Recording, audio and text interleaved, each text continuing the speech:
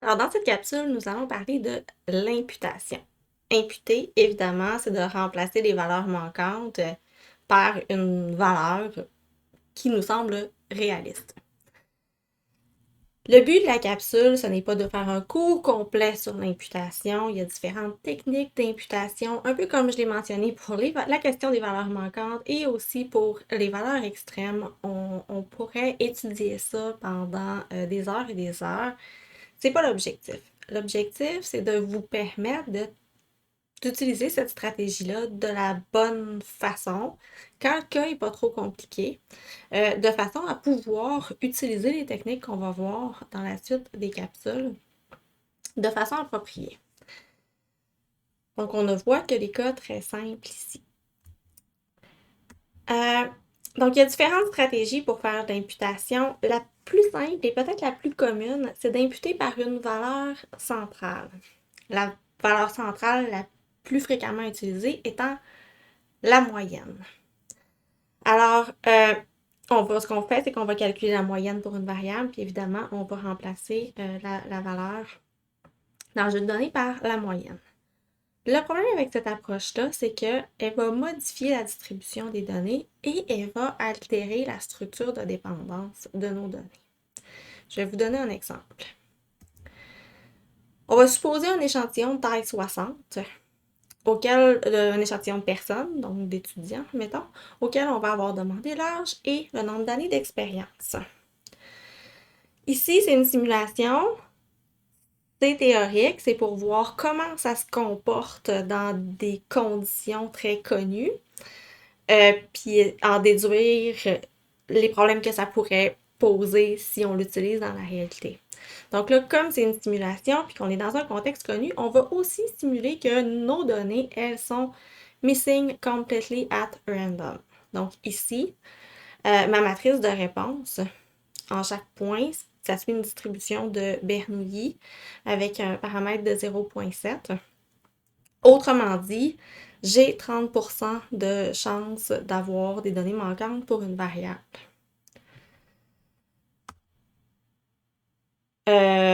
Donc, ici, là, j'ai pas 30% d'avoir des données manquantes pour une variable, mais j'ai 30% des données pour une variable qui vont être manquantes.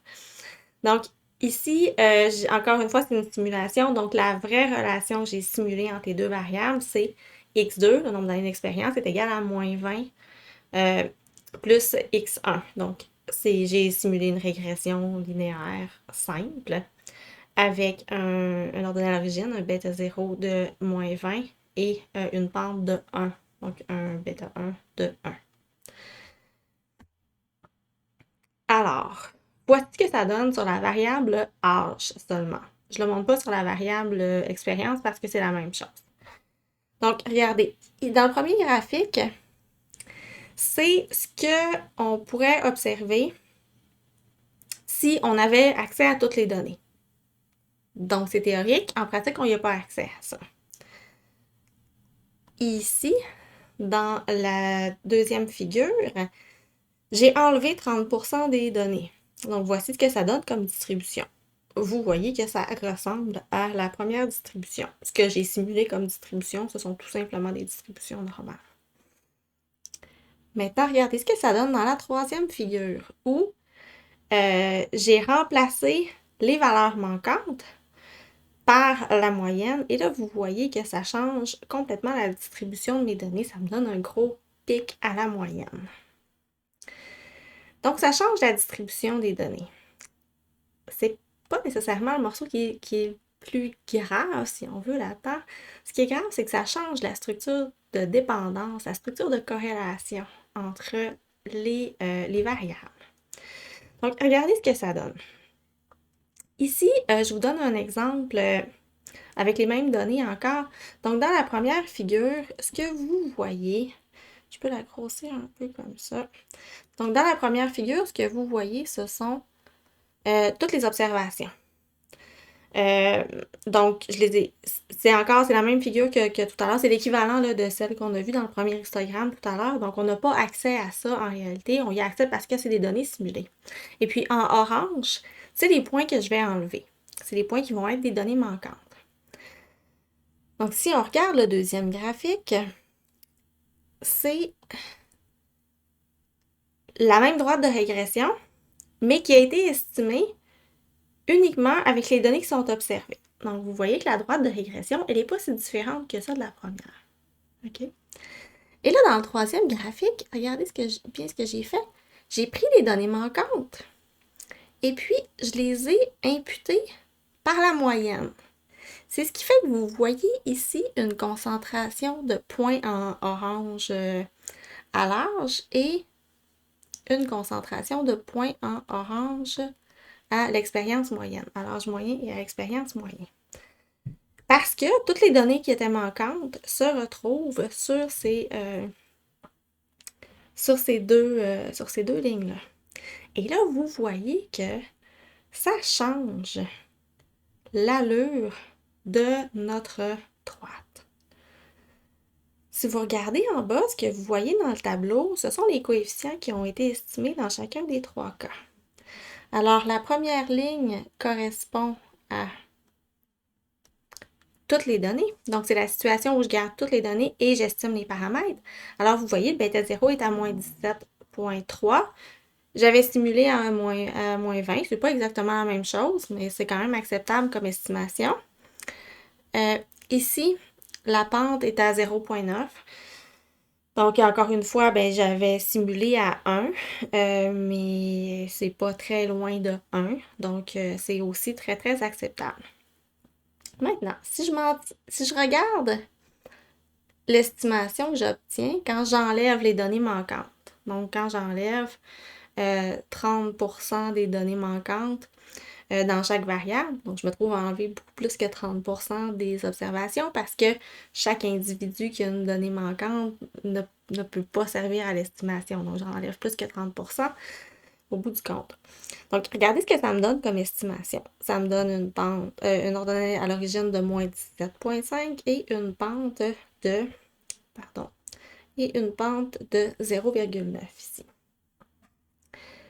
Alors, les estimations sont pas vraiment moins mauvaises. Les estimateurs vont évidemment avoir une plus grande variabilité. Les intervalles de confiance vont être plus larges parce qu'on a moins de données. Mais comme les données manquantes étaient complètement au hasard, les estimations qu'on obtient, elles sont pas moins bonnes. D'accord? Donc ici, d'enlever les données tout simplement, ça n'a pas eu un si gros impact que ça sur mes estimations. Ça va être la même chose sur les prévisions que je voudrais faire.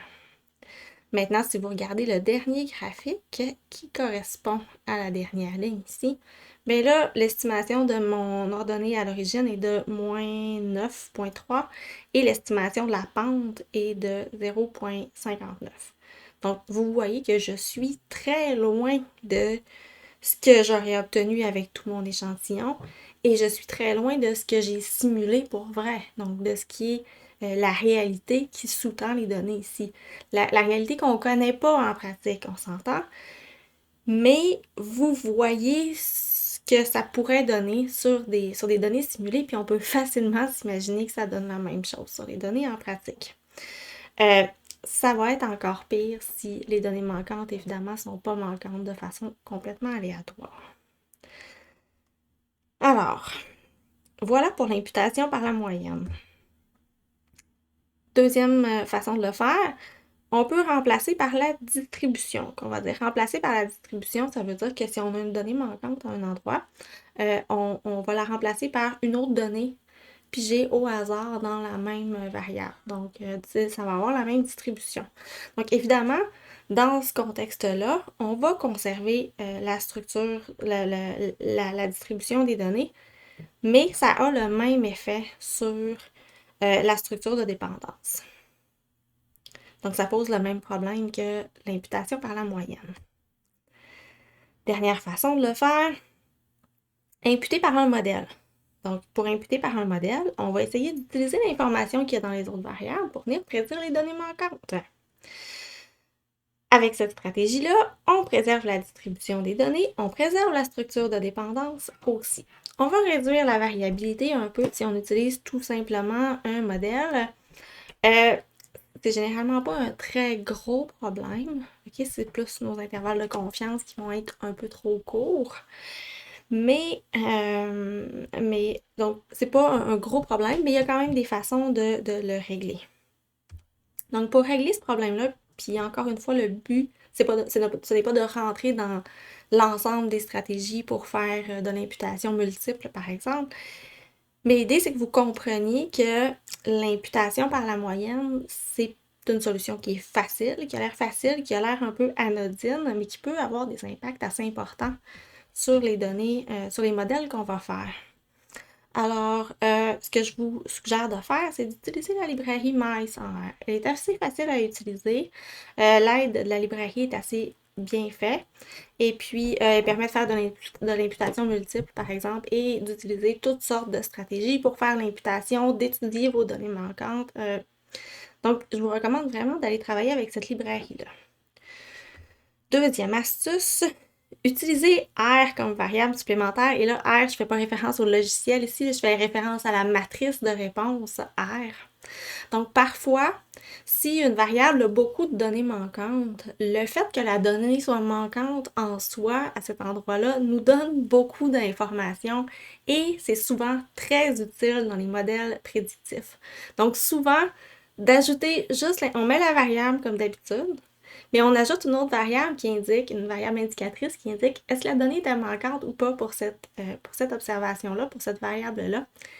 Et ça améliore très, très, très souvent les modèles prédictifs comme astuce parce que c'est en soi une information.